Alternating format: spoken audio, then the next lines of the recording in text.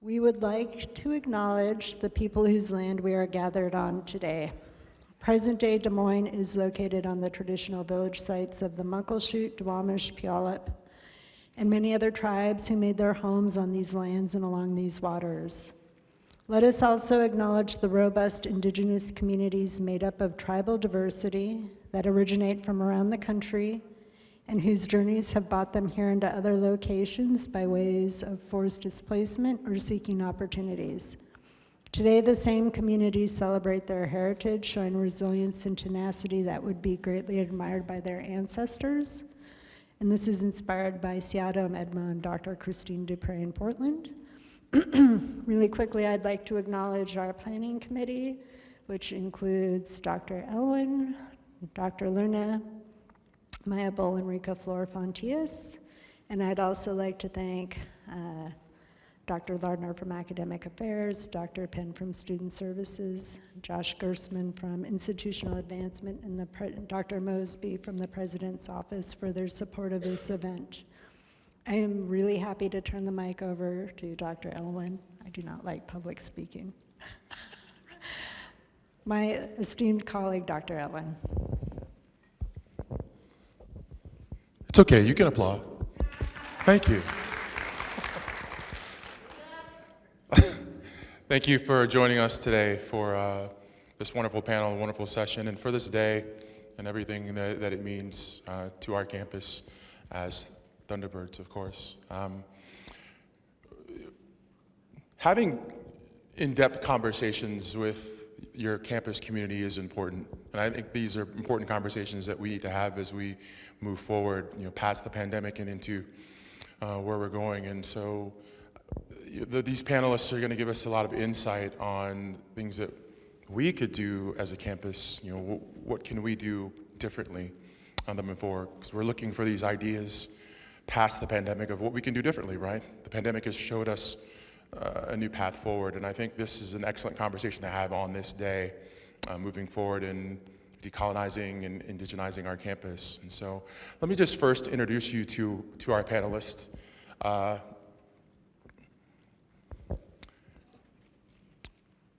Robin Zape-tah-hol-ah Minthorn, doctor, Ph.D. He's an associate professor, director of the Educational Leadership and Doctoral Program, and director of Indigenous Education Initiatives for the School of Education at the University of Washington, Tacoma.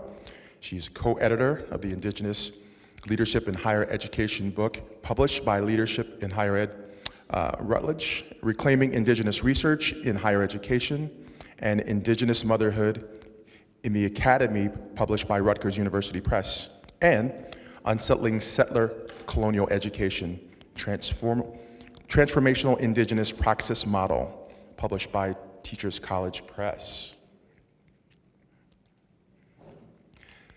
Lynn Palmanteer-Holder is a Plateau woman and member of 7 of 12 tribes of the Confederated Tribes of Colville Reservation. Lynn is Director of Tribal Governmental Affairs for Washington State Board of Community and Technical Colleges. She's a highly accomplished and professional with extensive experience that spans over 40 years. She's an experienced consultant and has demonstrated history of K-12 and higher education as a teacher, school counselor, superintendent, trainer, researcher, lecturer, and professor. Lynn also has a diverse experience as a tribal leader and is a daughter of a tribal leader. She's also served on various tribal governance roles, such as executive director and department head. She's skilled in curriculum and program development, coordinating government-to-government relationships between state agencies, K-12 schools, business, and tribal enterprises. Lynn serves on various boards and has been recognized for various statewide and national awards. She has several scholarly publications and has done various conference presentations and speaking engagements both locally, nationally, and internationally. Lynn holds a Ph.D., ABD in social policy from University of Washington. She's also earned her master's degree in education with a concentration in counseling psychology from Washington State University, and her bachelor's degree in education with a concentration in K-12 physical education / health and psychology from Eastern Washington University. Lynn is committed to making space for Indigenous knowledge across teaching and learning institutions that serve from the cradle to the grave, She promotes meaningful government-to-government relationships between sovereign nations and public education institutions. She grounds her work in the big R relationships. These relationships are beyond land acknowledgements, and authentic land acknowledgement is created in partnership with local tribes. Lynn is all about authentic relationships. She's a wife of 47 years, a mother of 3 adult children, granny to 10, and great-granny to 3-month-old beautiful Juniper Berry. Kestrel Smith, Ph.D., is the Department of Chair, the American Indian Indigenous Studies program at Wenatchee Valley College in Womack. Much of her work is focused on how to place indigenous epistemologies and education within the broader historical context and cultural context in order to better understand the contemporary indigenous experience. In 2014, she completed her master's degree in American Indian Studies at the University of Arizona, with a thesis examining social impacts of tribal colleges and universities. In 2018, she received her Ph.D. in American Indian Studies with a minor in higher education from University of Arizona, completing her doctoral dissertation on American Indian student access to college preparatory resources. In the summer of 2018, Dr. Smith moved to Washington State to begin building a new American Indians program here at Wenatchee Valley College in Omak, the first full AIIS program at a community college in the state. So please help me in welcoming our esteemed panelists to Highline College.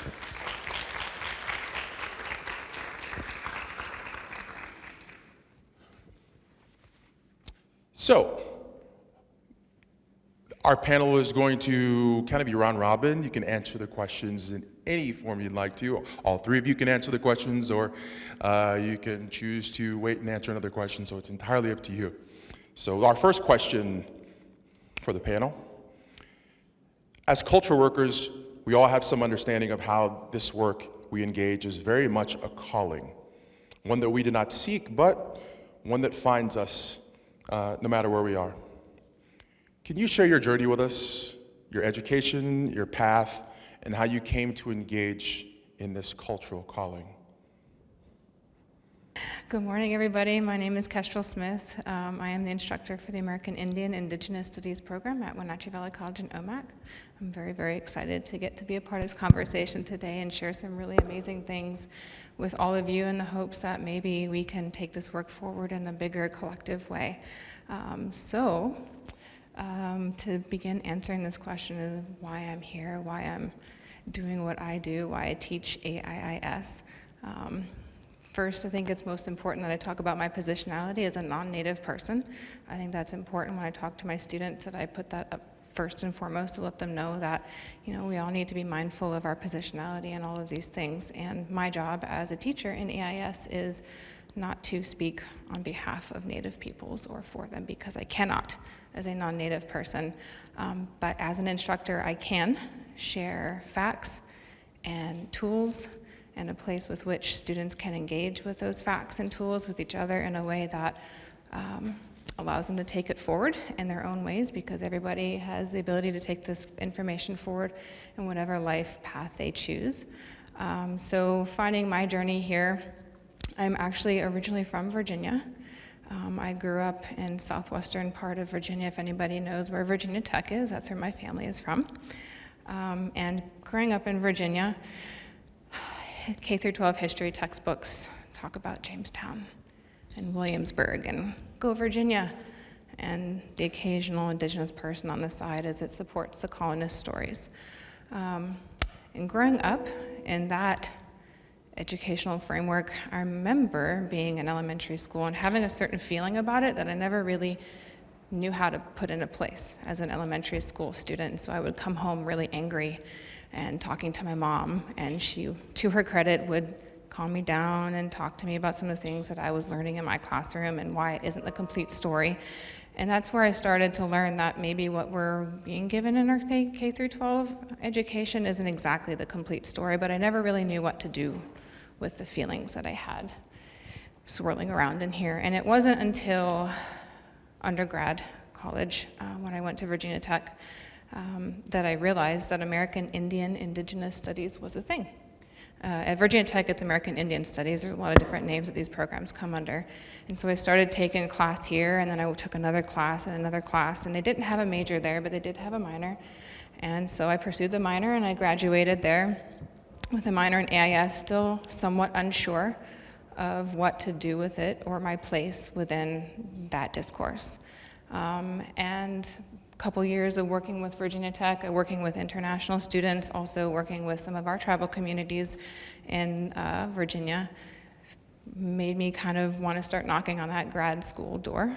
And so I packed up and moved to Arizona and pursued my master's and wanted more and got a Ph.D. and worked really hard to find my place in all of that in a meaningful and respectful way, and was fortunate enough to get the job at Wenatchee Valley College and finally put those feelings into motion. And so 1, 1, 2.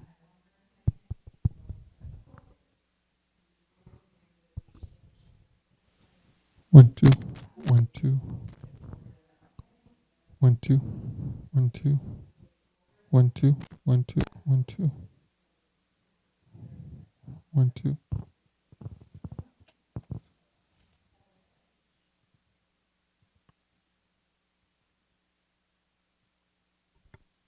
Hello, can you hear me? No, okay. Honde onde papons and Robin Zape-tah-hol-ah Minthorn Aimka. I just want to acknowledge that I live, work, and my child goes to school on the land of the Puyallup or Puyallup tribe of people, and so I want to acknowledge that first. 1, 2, 1, 2. I think maybe Dr. Owen mentioned, but I'm a citizen of the 1, 2. Kiowa tribe, and I'm also a descendant of the Apache, Nez Perce, Umatilla, and Assiniboine tribes as well. So I was born in Pendleton, Oregon, but I grew up mostly in Oklahoma. And so where there are 39 federally recognized tribes located there in the state of Oklahoma. And my experience growing up was, I guess it was complex because my dad grew up on the Umatilla res, and then my mom grew up in 1, 2. Oklahoma.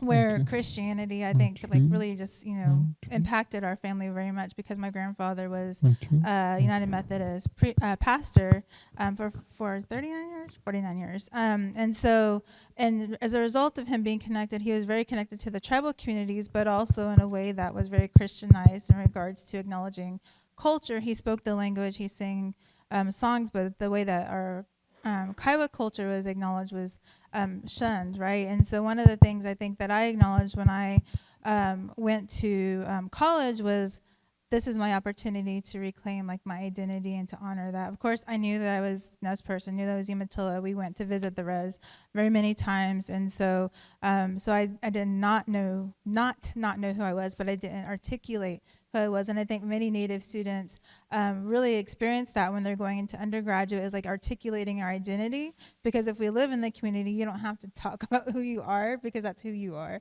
And so I think that's one of the differences, I think, in undergraduate to graduate school, is also there's visibilization too of who we are as Indigenous people. And so I was on academic probation my freshman year of college, and really had an opportunity to either decide if I was going to go or keep going, and I decided to continue going, but was able to find support resources on campus, and that was at the University of Oklahoma. And so then I became an advocate for trying to create those support services for Native students, even as an undergraduate student. And so I was a co-founder of a Native American sorority, also was a co-founder of a Native American peer mentoring program at the university, because I wanted to create the support mechanisms that weren't there for me when I started my college journey. And so to me, I think that also was the catalyst for me to become passionate about Native higher education.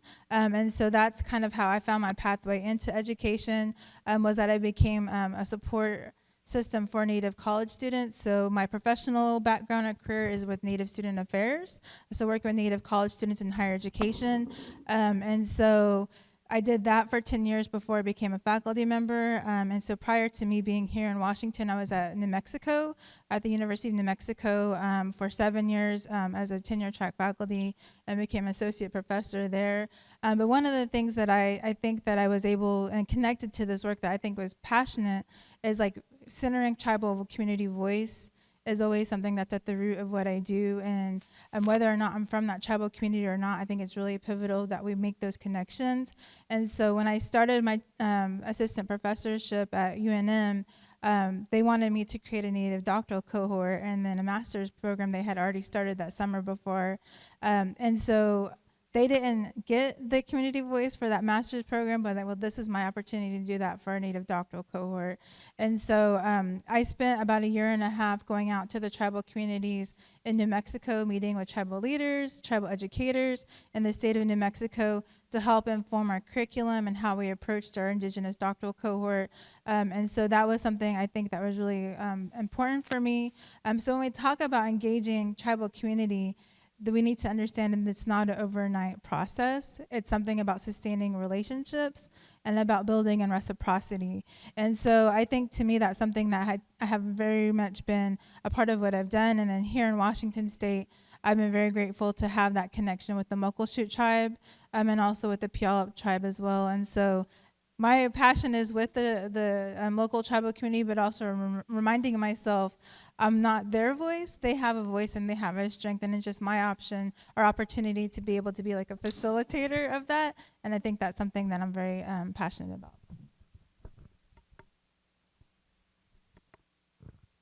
Can you hear me? So I'm the old lady here. So I'm honored to be here with these two young scholars. 20 years ago, we hardly had any professional Indigenous scholars in our higher ed, let alone our K-12 systems. And 40 years ago, I remember being one of the only Native students in an undergraduate College of Ed program at Eastern Washington University. And for my family and my tribe, I was one of the first to get a high school diploma, let alone a college degree. So I'll back up just a little bit so I can bring some context to you. But before I do that, out of respect, which is I too ground myself in local tribes. I'm a visitor here, and I acknowledge the traditional territory and the lands of the Muckleshoot and the Puyallup peoples. And this is they have many of their own stories. They are rich with knowledge. They are rich with culture. And so I'm honored to be on their territory today and always be a friend and a visitor and welcomed. So with that said, I do want to acknowledge the fact that I am a member of the Confederated Tribes of the Colville Indian Reservation, which is a confederation of 12 tribes. And this means these 12 tribes are 12 plateau tribes that were forced to live together by the federal government when they were relocated. And these 12 tribes were very diverse. We have 3 distinct, diverse languages among our people. I am not an expert in any of these tribes. I can be a member of 7. And in my community with my elders, I cannot introduce myself by saying I'm a Colville, because that's the name of our federally recognized tribe as a Colville Confederated tribe. I would have to say, and I've been scolded by my elders, you are Wenatchee, you are Intiat, you are Chelan, you are, which Sincayus, where they use the term Moses Kalembe, but it's Sincayus. You are Methow, you are Okanagan, you are Sampoyal, you are Lakes. So that's how I'd have to introduce myself, right? But when I'm out in public, I say I'm a member of the Confederated Tribes of the Colville Reservation, because that's the federally recognized name that the government has given us. Identity is key, and I'm glad that to hear Dr. Minthorn mention that, because it doesn't matter where we're at, our identity is key to introduce ourselves. I've been at places where I've been down in the Yakima Valley, where many of our tribes, our families were separated. So some of our Wenatchee Pum and our Sincayus families, they ended up going south and becoming a part of the Yakima, the Confederation of the Yakima Nation. And so when I go down there and I introduce myself and I say I'm Wenatchee, I'm Sincayus, and they're like, oh, she's our relation. She is and you have to have humor, you can hear too. And they say, oh, our relative is here from the northern Yakimas. And then when we're up north and they come up to our territory, we say, our relatives are here, our Southern Colvilles. So anyway, we have to joke and we have to have humor in what we do, but I am the daughter on my maternal side of a woman who was the third generation raised in boarding schools. So my mother was raised in boarding schools from age 4, my grandmother, and my great-grandmother. So that was in the late 1800s when our children were taken away from their families. I was the first of 4 generations to live in the same home as my mother, and her parenting skills were, the family structures were so changed that my mother only parented in the same way that the nuns parented her in the public school, or in the boarding school system. So, and at times my grandmother had been taken away to boarding schools out of state, so she would go 3 years without ever getting back to her home or around her families. So the denial and rejection, as we know of our history of learning our language and our culture and our practices, you know, we have generations. Intergenerational historical trauma is still alive and well. The lack of trust with educational institutions is still alive and well. On my father's side, my father was a tribal leader for 46 years. His mother was one of the last families to be removed from the Wenatchee, Processesn, Icicle territory and moved onto the reservation. But her fight was to keep her sons with her and not put them in boarding schools. So my father was was one of the first to be put into a public school system. So these, when we're talking about culture and identity and how did we get where we're at, why are we here, why were we still here, and what guided you to be where you're at? Well, I just want to share that from my mother's side, she had no idea why I wanted to go to college. Because she only went to the 9th grade and she was pregnant with me. My father, on the other hand, being a tribal leader for the many years, he was also a Korean War veteran. And when he came from home from the Korean War, and again, why am I here? Why am I in the place that I'm at? Why did my path turn out the way that it did? Is when he came home from the war and he went to work for his tribe, there were only 2 natives, 2 people from the Colville tribe that worked for the tribe. The rest were non-natives. And the rest, those non-natives were the ones with the power, making decisions, governing our tribal communities. And so his vision was to find ways so that most of our people can get educated and that they can come back and become their own managers of our own tribe. And so he was a part of that movement with other great leaders. And our tribe wasn't the only tribe that had young people that decided that they were going to step it up and find pathways for educating their people so that they could come back and govern their tribes. And so the Pacific Northwest did a really good job, I believe, in promoting that. Me, I'm the oldest in my family. I was the first child, so of course I was the one, get your education. Get your education. We need all of our people educated. And so today we look at education. Going forward decades of lots of trauma, lots of horrible experiences, even myself in the public school system being told, if you can't speak standard English, don't speak at all. You know, I remember going like 3 years without speaking. If you can imagine, people who know me now, they'd be, what? I can't imagine Lynn being quiet. But the truth is, having a voice, having the confidence, and I had a couple good teachers and good coaches that guided me and empowered me to be myself. And so with that said, leadership, having good educators inspired me that I wanted my friends who didn't have the same opportunities I did, didn't have the same guidance, and many of them, by the time I was 18 years old, I had already been to 8 funerals of my friends on my reservation. And they were all under 18, when they passed, and they passed because of preventable deaths. And so my work today still, I will not forget the trauma that they experienced, and we try to create better pathways for our future generations. And so it was instilled in me, and it was, I believe, in the intergenerational indigenous consciousness.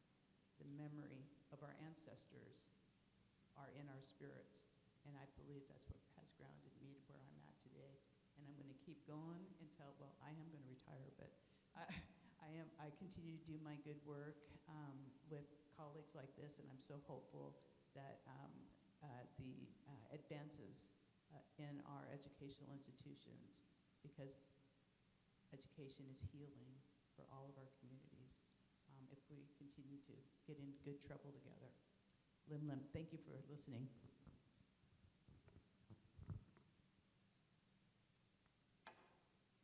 Thank you for sharing your journey with us. And, I didn't know we had a logo here, so I'm an Aggie. New Mexico thing. But thank you. Next question. We know that the journey, no journey is perfect, right? In fact, the path of success is sometimes often paved with obstacles, whether it be physical, spiritual, emotional, or even political. Would you share with us some of the obstacles that you encountered, or perhaps still encounter doing this work, and offer us some strategies or personal wisdom for overcoming those obstacles?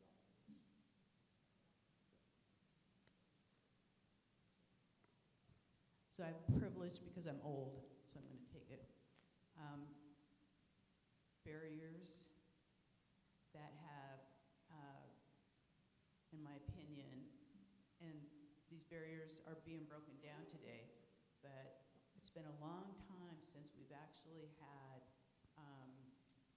policies put in place where we are recognizing government-to-government relationships with our tribal communities and giving voice to our tribal communities as the true sovereign nations that they are, where they can advocate for equality and equitable access to services, to education programs, to building businesses, to creating their own revenue, to validating our own knowledge, again, to improve and collaborate with other spaces, with the people in our surrounding communities.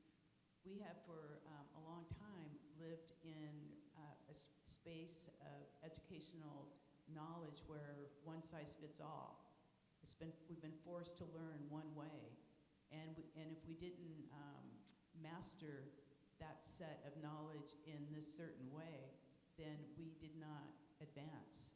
Actually, many of our people were pushed out of our educational institutions, and so I see now also where we are looking at changing policies so that we can recruit students from these diverse backgrounds, finding pathways for those students, looking at intentional hiring for Indigenous faculty and other diverse faculty, looking at other cluster hiring so that we can have more. Our educational institutions need to find space for diversity and walk our talk. And so those barriers have kept people out. Now I'm happy to see that we are opening up those pathways, and I'm seeing that universities and colleges and K-12 schools are actually being held accountable if they aren't showing this work.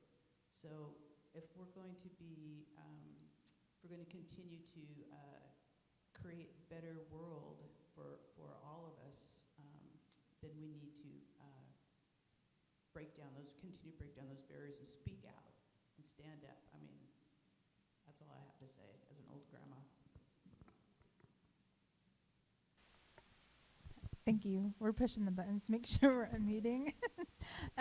So I'd say the obstacles that I've seen is, again, going back to the visibility factor and seeing Native doctoral recipients, seeing Native graduate students, because a lot of the support for Native students is at the undergraduate level, which we need, but also we do need more Native faculty, more Native leaders and administrators. And so I feel like I've kind of come through two different sides of addressing that. And so one is creating Indigenous doctoral cohorts. So at UNM, we had 23 Native students in those doctoral cohorts. And then here at UW-Tacoma, we have 10 students in our Muckleshoot doctoral cohort. And we're currently interviewing for our second cohort that'll start next summer. And so I'm really excited about that because even we have an early deadline, but we'll have a late deadline of December 31st. And so the goal of all of that is that those students who experience both in the Nolly cohort at UNM and the one here at Muckleshoot is that we have Native faculty teaching those classes. So for many of us who went through doctoral programs, we never had a Native faculty member teaching our doctoral level classes. And so for me, it was like providing something different than what I experienced, so that I want our Native doctoral students to see Native faculty teaching them in their classrooms, but also that they're able to acknowledge like their own Indigenous knowledge systems as a part of their research and their work in the classroom. And I think that's also something because many of us face also resistance to incorporating that into our doctoral programs, our graduate programs. And so now we're also working at the master's level with Muckleshoot, which I think you heard from Dr. Bill and Madrine earlier. I saw that. And so we have a master's cohort with the Muckleshoot Tribal College and Indian Tribe, and we have 19 students that are part of that Muckleshoot master's cohort. And so they started classes last week, this past week, and we'll have our first in-person class tomorrow, which I'm really excited about because out of those 19 master's students, we have 16 that are Native American and 3 who are Mexican, which I think is really amazing.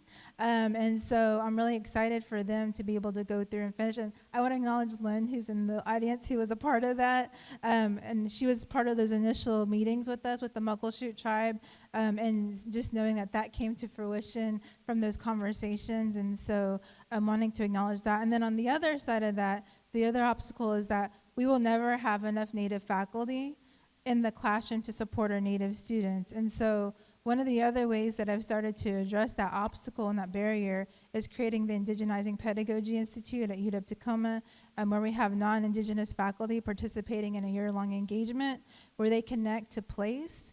First, they understand their own identity and how that identity is in connection to their teaching, but also how that could potentially not or create a positive environment for Native college students who they're teaching in their classrooms. And then they connect with the local tribal communities, and then they figure out ways to indigenize their syllabus, their curriculum, or their space in the classroom.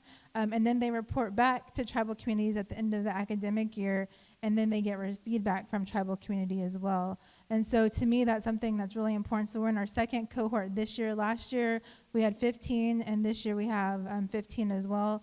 And so I'm hoping that at least by the next 5 years, we'll have 75 faculty at UW-Tacoma who have gone through that Indigenizing Pedagogy Institute, because it's really important that we also acknowledge we may not ever have all representation in all classrooms, but also that our Native students deserve to have a welcoming environment in the classroom for them to support their process as they navigate higher ed.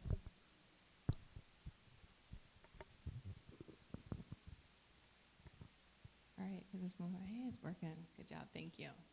Okay, so in addition to all these amazing points that are being made, for me personally, when I came to Wenatchee Valley College at OMAC, I was a brand new person there. I was an outsider. I didn't know anybody. I had, a lot of work to do. There were no AIS classes when I got there, but a lot of groundwork had already been done, courtesy of Lynn, among others, who had done a lot of work working with our administration, making sure they're getting on the right page to provide the funding, provide the space, provide the dedication to be able to create a tenure track full-time faculty position that's dedicated to AIS only. So a lot of credit goes to Lynn and the others who did that work to make a space for a faculty position to even come and begin thinking about building classes. So when I got there in 2018, it was kind of a now what moment. There are no classes. We don't have a dedicated departmental budget. But what I did have was an incredible community that was willing to talk to me so that I could listen and learn what I needed to learn, and not just teach me a local history, but also help build those relationships so that I could build meaningful courses for our community. And so a big part of those first few steps was just those conversations, getting to know people, letting people get to know you, and asking what the needs are, what are the desires, making sure that the courses that will be built are reflective of place. And that's one really important note when we're thinking about building AIS classes, is that it's not a copy-paste approach. It's not a winning approach. You can't take curriculum from one place, slap it into another, and expect it to be reflective, right? You need to have those relationships and those conversations and your own learning process to make sure that your curriculum reflects place. And so I was really lucky to have that community who was willing to share that information with me. And so another component of my job when I first got here was working with the University of Washington, which was another component that had been built prior to me getting to Wenatchee Valley College. This articulation agreement that had been designed between the AIS program at UW and the AIIS program at Wenatchee Valley College, and that through the course of a couple years of work, I worked with UW's AIS program, I worked with my own community, and making sure that we are building classes that do both. One that fit into that articulation agreement, that UW will accept our credits as their own if our students transfer to their institution, and so there has to be some component of alignment there so that one institution sees similarities in courses, but also one thing that's really beautiful about that relationship is the acknowledgement that it can't look like UW's courses, right, entirely. It has to reflect place, and so that was a really critical component of our conversation, was this understanding that there are going to be some similarities in terms of content and such that any AIS class, for example, really needs to have if it's going to be solid, but also that there's that flexibility that won't look exactly the same because our place is not that place. And so I'm really excited to say that we have that articulation agreement in place where our students, they will accept our students with a total of 30 AIS credits from Wenatchee Valley College to UW if they plan to major in AIS, so 30 out of 55 needed to major. And then if a student transfers with the intent to minor, UW will take up to 15 out of the 30 needed credits to help them work their way through that minor. And so having those partnerships in place was really essential to our work. Obviously, funding was an issue. How do you build courses without a departmental funding? And so sometimes that can seem like a really big barrier. Again, I'm really, really fortunate to have incredibly supportive administration who, when I went to them and said, I need XYZ, but I don't have a budget, they pulled it out of the instruction budget. They pulled it out of the library budget. The president pulled it out of his own budget. And so 3 years down the road, we finally have an AIS dedicated budget. But it was 3 years of being very intentional of what do I need and how do we find that money? And so having supportive administration, making sure that you're having those conversations with them so that they know how important that those resources that you need are, how critical they are to building the curriculum or the experience that you want is really important work, like making sure your administration understands how important your work is and how they need to be a part of that puzzle too, because you can't do it by yourself. Your administration has to be behind you. And so at Wenatchee Valley College, we're really fortunate to have supportive administration in that way. There's a lot of barriers I could talk about. For time's sake, the last thing I want to talk about is for Wenatchee Valley College, OMAC campus. We're 2 hours north of the main campus. We're on the traditional homelands of the Okanagan peoples.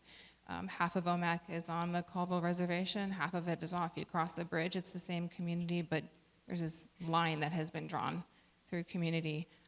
And so we have a really big district. I think our district is the size of Rhode Island and Massachusetts combined.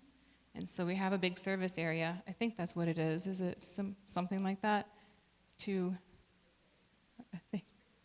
Okay, bigger than that. Okay, all right. I was trying not to be dramatic, but it's bigger than that, yeah. So we have a really big service area, and it's very rural. And making sure that you're reaching those students who might otherwise be forgotten, who might not otherwise have that accessibility, the transportation, the gasoline, the internet, the financials, whatever it is, making sure you're not forgetting those students in those corners is something that I think every institution that serves the rural area can keep working on doing a little bit better.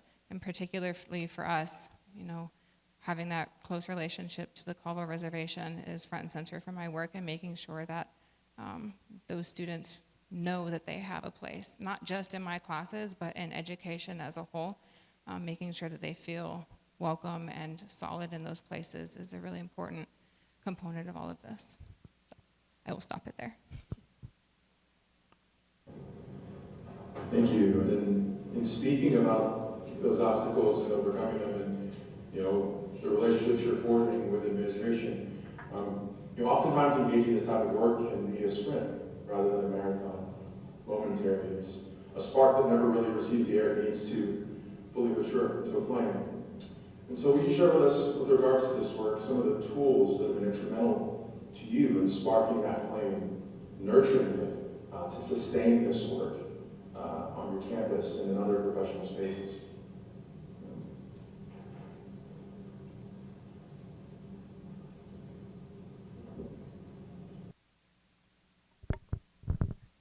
I think for me, it's the people, the students, and the community that sustain the work. So I'm really grateful to know that the work that's being done at UNM is continuing on, because there's students there, there's faculty there that will carry that work on. I think when it's centered in the community, especially like even here at UW-Tacoma, we have partners like at the Muckleshoot Tribe and the Muckleshoot Tribal College is really important for us. That those relationships and those people are going to carry the work on, and hopefully, like regardless of whether I'm here or not, that it'll continue on, because it's about the community. And I think part of it is like we're also working to replace ourselves, or having people that can come in and fill in, because I think one of the things that we're starting to see is we do have our elders and older people who have been doing this work for many, many years, and it's just so grateful for them creating and carving out that space for us, because we acknowledge them and their hard work, but also that we also need to be mentoring those that are doing the leadership and the work, but those that are also like interested and willing to be mentored. And so I think that's really important when we talk about like what sustains us, is like knowing that we have future generations. I'm doing this work not just for I'm not doing it for myself, I'm doing it for the community, but I'm also doing it for my daughter and my nieces and my nephews, because I want them to have a better place than what I had whenever I was growing up. And I think that's always what we do as a severed generation mind thinking, and thinking about like how our ancestors survived for us. And on this Indigenous Peoples Day, I'm remembering them, and not remembering the colonizers who tried to eradicate us, but that we're still here living and thriving.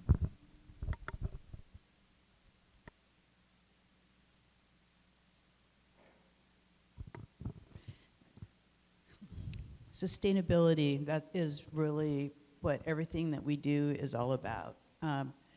So I guess what I would like to say is that I've been at this for a long time, but I'm on the work that I do, it has, there's always been others that have laid a path for me. The path hasn't been easy. There's been all kinds of obstacles. We can go on and on about the many struggles, but I'd like to point out that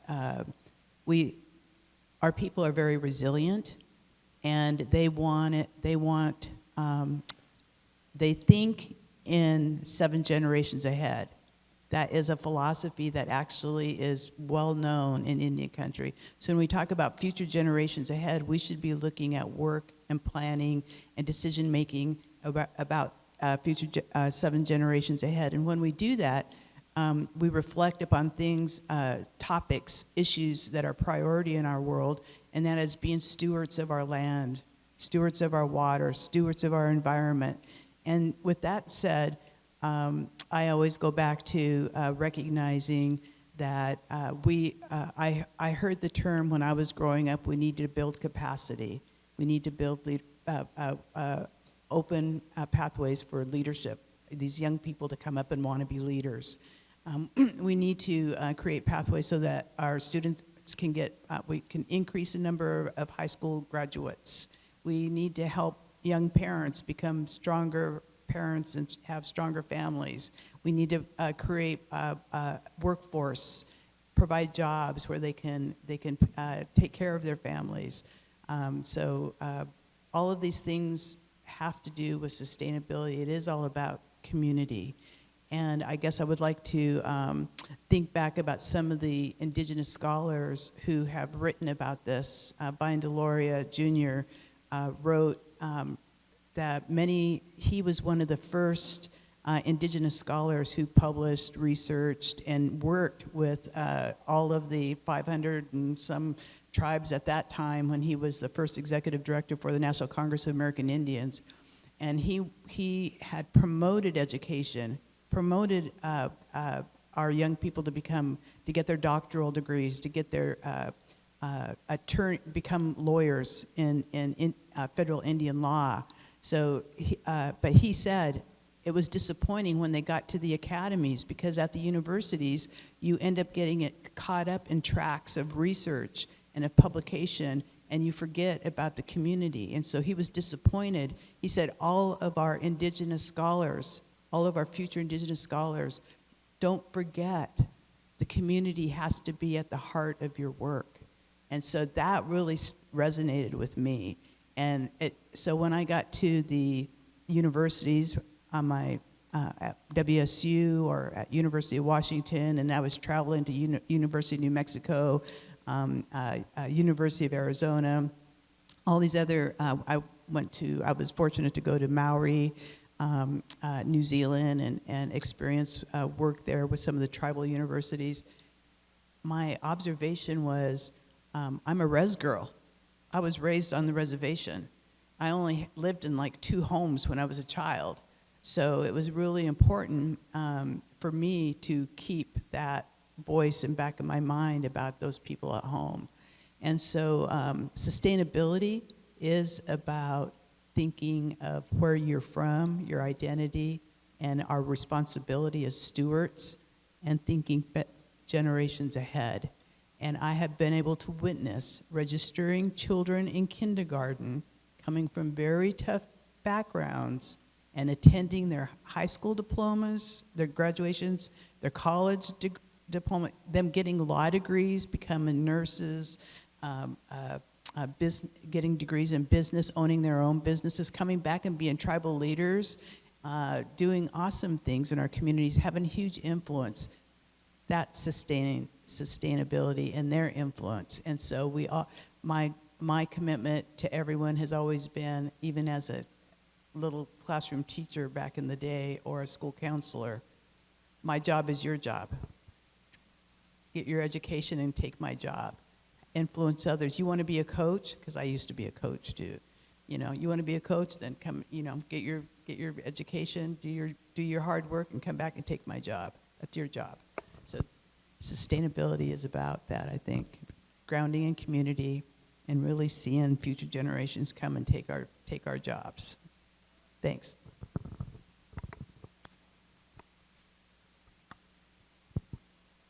So I think what I want to share in terms of how to keep that flame alive ties in perfectly, again, what's already been said, and in terms of what you need is a buy-in, right? You need to make sure you have those relationships with the communities so they feel invested in your courses and your program. They feel like they're a part of your college and the work that's being done there. You need to get the buy-in from the students too, right? You need to make sure they value why they're there. They know what they're learning is very real and very important. You need to help them find that relevancy in the courses, right? So that's how you kind of get that buy-in for students, is helping them find their personal relevancy in the content for themselves, regardless of their background. Because what we talk about in our AIS classes is this collective history, this collective reality, and everybody in my classroom, regardless of their own backgrounds, fits into that in some way or another. And so making sure that you're working with students to help them find the relevancy in the content in their own lives and helping them find ways to take it forward in their own lives, I think is a really, really important component of this. Helping students feel like it's a safe space.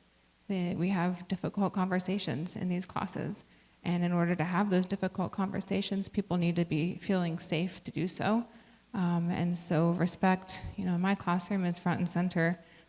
We don't always have to agree on everything, but if we do come across a disagreement, it has to be voiced with respect. So in terms of this concept of sustainability, another key aspect when you're thinking about building these AIS programs is a patience to let the students find their way to you. So the first couple of classes that I built at WVC and taught had very, very low enrollment because it was brand new. Students weren't quite sure what it was all about. And it took time to kind of build that enrollment up. Again, administration was very patient and understanding of the fact that it's going to take time to start reaching that 10 student minimum, and they were.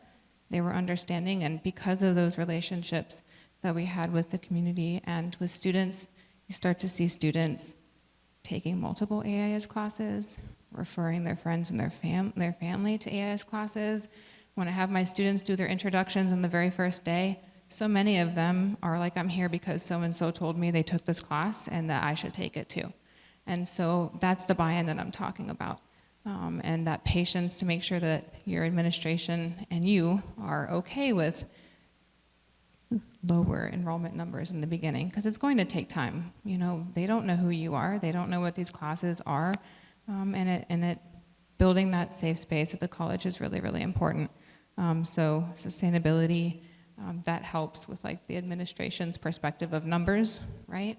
And once you get that relationship with the student body too, then that's not very hard to achieve, that sustainability in terms of numbers. I'm looking at the clock and I will cut it off at that too. But yeah, sustainability, personal relevancy, that buy-in is what you need to find that fire.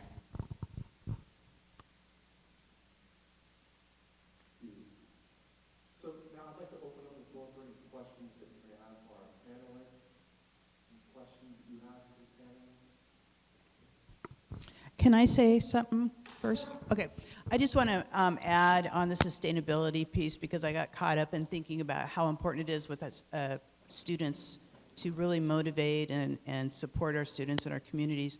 But institutionally, it's really key that leadership buy in.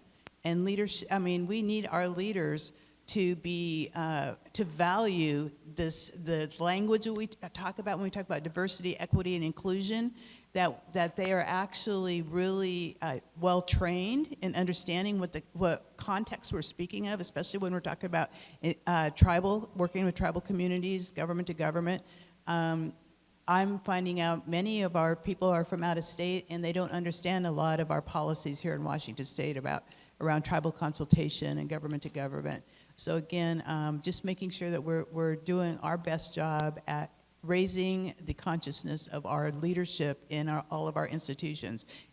Because the more that we are able to provide equitable access for coursework for future leaders, future business, future legislators, we're doing a better job. So I just had to throw that out there. Let's get it out there at the macro level.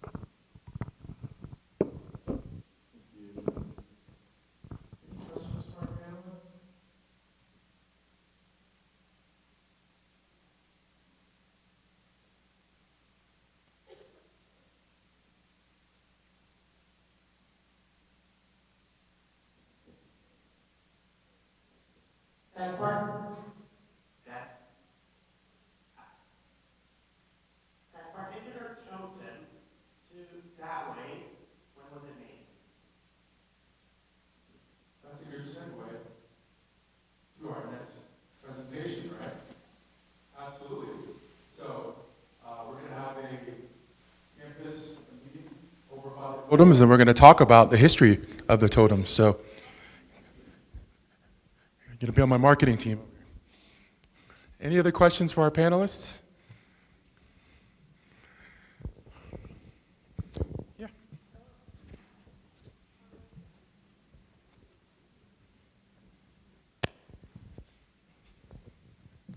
Thank you. How many native cultures are there?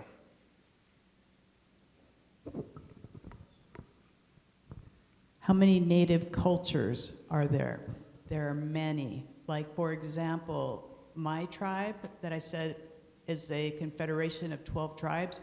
There are many, many cultures and subcultures within those tribes. So one tribe could have multiple cultures. Oh, wow, that's cool.